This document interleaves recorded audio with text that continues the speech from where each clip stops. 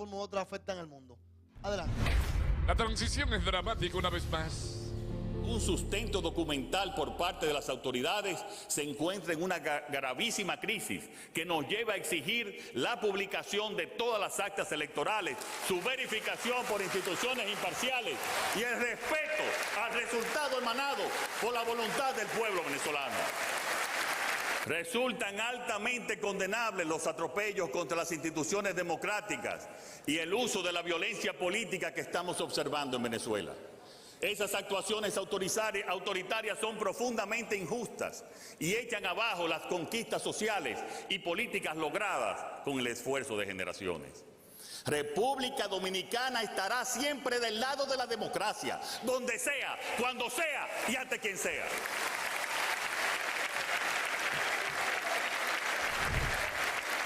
Esa fue la opinión del presidente sobre el caso Venezuela. Quiero entonces ahora la opinión de mi próximo diputado, el señor Graimer Méndez.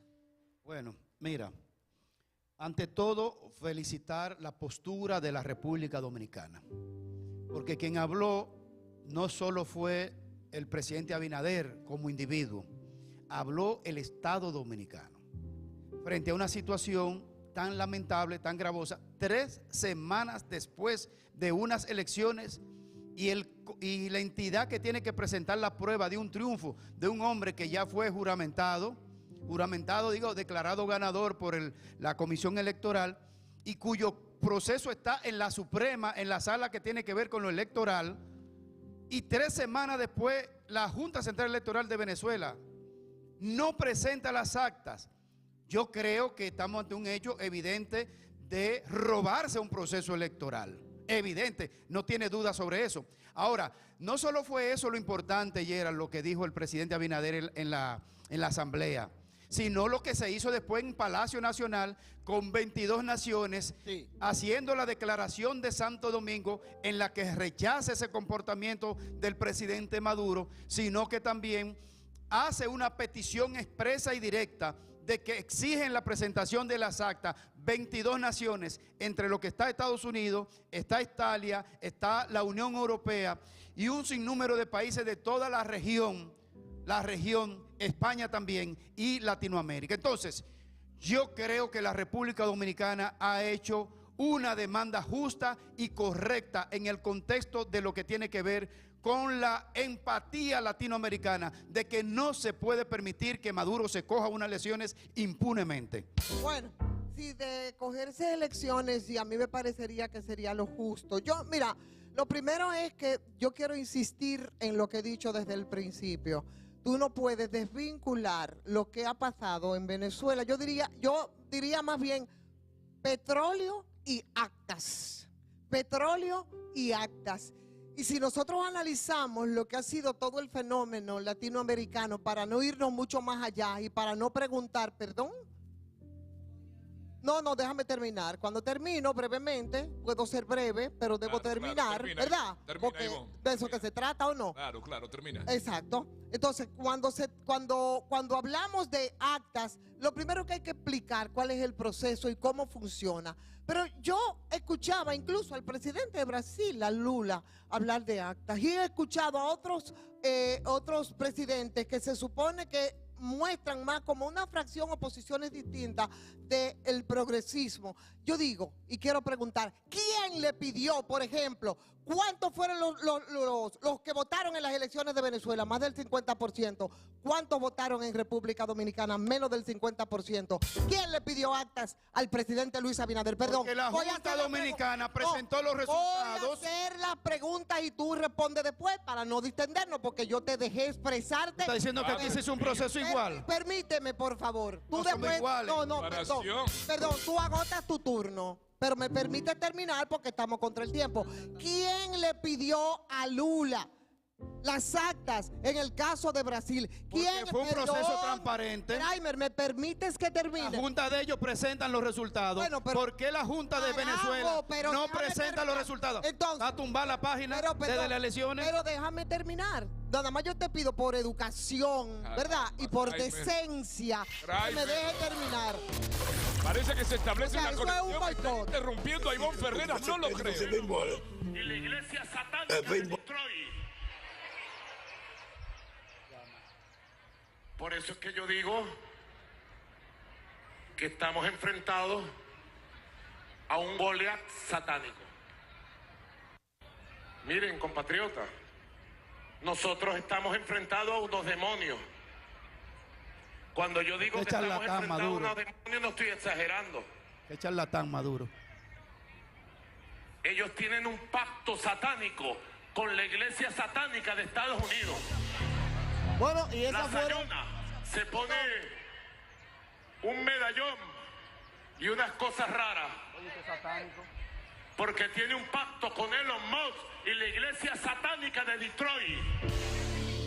Bueno, damos la bienvenida a la periodista Lila Manoyo. Espérate. Yo tenía unas puntualizaciones que me la cortaron al aire y yo la quiero terminar. Dentro de todas las preguntas, yo lo único que quiero decir aquí es, señor, ¿por qué nosotros no ponemos en la balanza para escuchar todas las versiones respecto al caso de Venezuela, del que yo no quiero desvincular el petróleo de las actas, el contexto geopolítico y estratégico, las preguntas respecto también a otros procesos electorales, como fue, por ejemplo, cuando Juan Donaldo Trump cuando ganó de Biden, o cuando Biden ganó en contrario, o lo que pasó, para no irme tan lejos, en México? Bueno, fueron a las instancias institucionales.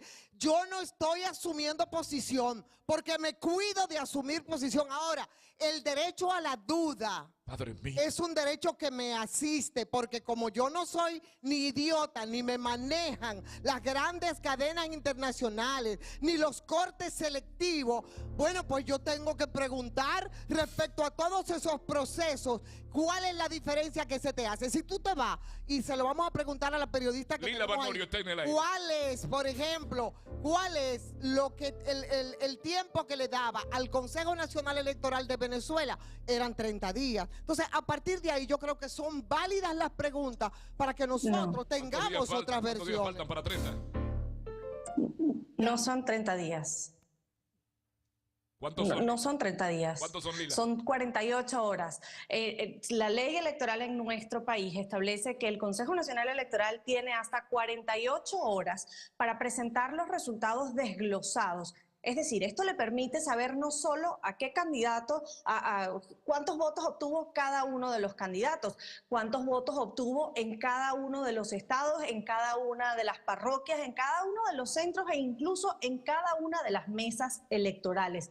Así es como tradicionalmente se publican los resultados electorales. La ley establece 48 horas. Imaginen un país en el que 3 semanas después no hay claridad sobre los resultados. No hay cómo comprobar o verificar lo que anunció el presidente del Consejo Nacional Electoral. Cuando usted dice que le asiste la duda, es justamente eso lo que están reclamando los venezolanos. Tienen dudas de dónde salen los números que Elvis Amoroso, sin poder desglosarlos, sin poder decir que este número se construye de la suma de electores en estas mesas, en estos centros y en estos estados. Es justamente esa la duda que está generando la crisis de gobernabilidad. Además, las dudas están en todas las fases del proceso, porque además me permito recordarle que el recurso que introdujo Nicolás Maduro ante el Tribunal Supremo de Justicia, que imparte justicia, no resultados electorales, pero el recurso que introdujo, nadie lo conoce, ni siquiera las personas que han estado citadas a declarar.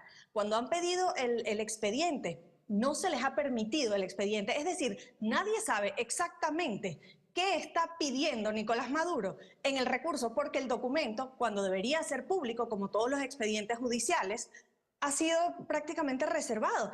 Personas como Enrique Márquez, que fue candidato a estas elecciones presidenciales, acudió al Tribunal Supremo de Justicia, ha llevado varios recursos, ha pedido ver el expediente y todavía ni él ni ningún otro venezolano ha tenido la oportunidad de ver exactamente qué introdujo Nicolás Maduro. Bueno, Lila, como usted es periodista igual que yo, por supuesto que no puedes desechar de ninguna manera el recurso de la duda. Creo que es lo que nos mueve normalmente frente a los procesos. Por eso hablo de duda y por supuesto voy a seguir dudando porque es el motor. Pero yo dudo de un lado y también del otro. Yo creo que es lo justo para poner en contexto a la gente que puedan hacer sus propias conclusiones. Y a partir de esa duda surge una serie de preguntas. ¿Qué es lo que he hecho durante el proceso venezolano, intentando verlo en su justo contexto, incluso geopolítico y geoestratégico, del que usted debe saber que también es un elemento importante. En ese sentido, lo es, pero la transparencia. En ese sentido, mi pregunta, dicho esto, porque hizo mucho énfasis en la duda, como si no fuera un recurso que nos mueve a los periodistas. En ese sentido, mi pregunta puntual sobre los 30 días, tenía entendido que para la entrega de actas, que en todo caso no son actas, como ocurre por ejemplo aquí en República Dominicana con el proceso de votaciones, que uno va con sino que hay una dinámica distinta y que ese recibo queda en manos de todos los que participan en las elecciones, y frente a una situación difícil, entonces tendría el Consejo Nacional Electoral un plazo de 30 días para entregar lo que se requirió en 48 horas. ¿Las 48 horas no son para el tema de los resultados o para la entrega de las actas? Correcto. Que está establecido constitucional. Le hago la pregunta. En 48 horas, el Consejo Nacional Electoral está obligado a la publicación detallada de los resultados, y eso proviene de las actas. Ciertamente no se muestra acta por acta, pero usted ingresa a la página del Consejo Nacional Electoral. De hecho, si la página le llegase a abrir, tiene la oportunidad de ver en elecciones pasadas cuántos votos obtuvo determinado candidato, bien sea en una elección local, regional, municipal o nacional. Esa es la manera en la que las leyes venezolanas establecen la entrega de resultados. Ciertamente hay un lapso de hasta 30 días para la entrega de las actas, pero todo esto surge porque no se ha cumplido con los resultados detallados. Si se hubiesen dado los resultados detallados, habría manera de contrastar las actas en manos de los testigos. Hay un lapso de 30 días para entregar las actas, pero se ha incumplido el de 48 horas para dar los resultados detallados.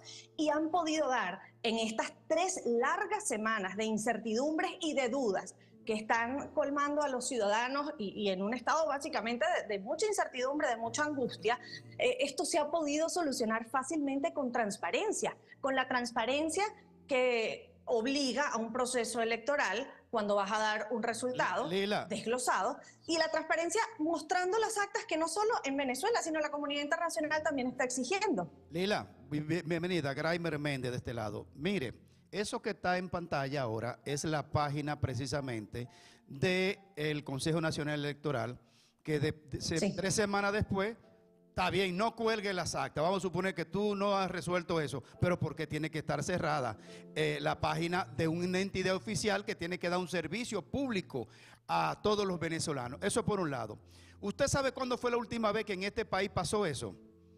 Que semanas después no se sabía quién había ganado y quién no había ganado. En el 90, con el presidente Balaguer en ejercicio. De eso hace 34 años. 34 años hace de eso que aquí no pasaba en este país, la República Dominicana, donde un presidente como Joaquín Balaguer maniobraba siempre con la Junta Central Electoral precisamente para cogerse las elecciones, ¿verdad? Entonces, la pregunta es, ¿qué dice Amoroso al día de hoy? Porque él es el presidente de esa entidad. ¿Qué declaraciones da para que la gente entienda cuánta irresponsabilidad es un hecho que puede poner en peligro? Ya está en peligro, obviamente, la estabilidad venezolana. Ninguna. Amoroso no se ha pronunciado desde que ofreció los resultados y el acto de ratificación de Nicolás Maduro en el Consejo Nacional Electoral. Los venezolanos no hemos vuelto a escuchar del presidente del Consejo Nacional Electoral 3 semanas después de la elección. ¿Por qué no asistieron? Perdón. Dale. Disculpe. Entre. ¿No tiene temor de, a nivel de comunicación internacional, como le está haciendo ahora, estar cuestionando lo que está sucediendo en su país? Por supuesto, todos los periodistas sentimos temor. Ha habido amedrentamiento, no solo para los periodistas, también lo es para los ciudadanos. Sé de personas que han sido paradas en alcabalas, en puestos policiales, en plenas vías rápidas, y los funcionarios les piden a los ciudadanos que entreguen sus teléfonos desbloqueados para poder revisar si hay algún tipo de material que ellos podrían considerar como sospechoso o subversivo. Y eso puede ser desde una publicación diciendo no estoy de acuerdo con esto, hasta una foto o un video de una manifestación.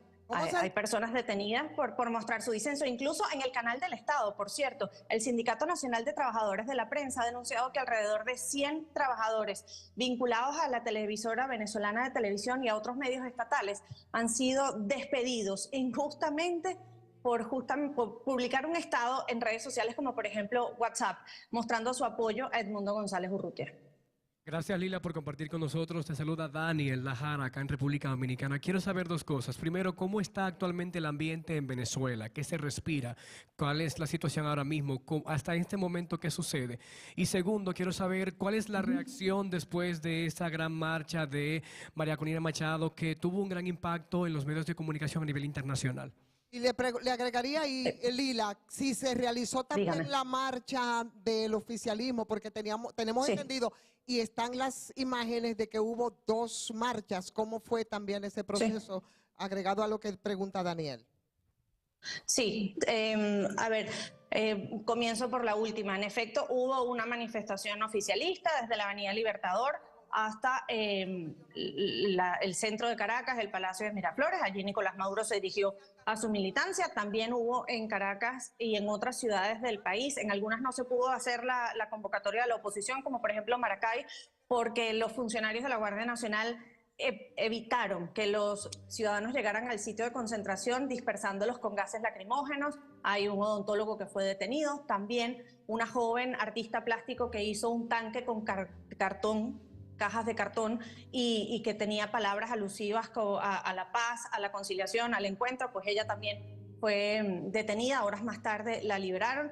El ambiente que se respira es de mucha incertidumbre. Por primera vez en la historia democrática de Venezuela, pareciera que la designación del presidente de la República está en manos de una sentencia de un tribunal y no en manos de lo que decidan los ciudadanos a través del ejercicio del voto, además con un sistema que desde el oficialismo también ha habido muchísima campaña para hablar de su robustez, de cuán seguro es. Y en efecto, los técnicos electorales de oposición y de gobierno coinciden en que se trata de un sistema muy seguro si se cumplen todos los pasos que están previstos en la ley para garantizar la integridad de los resultados y la confianza.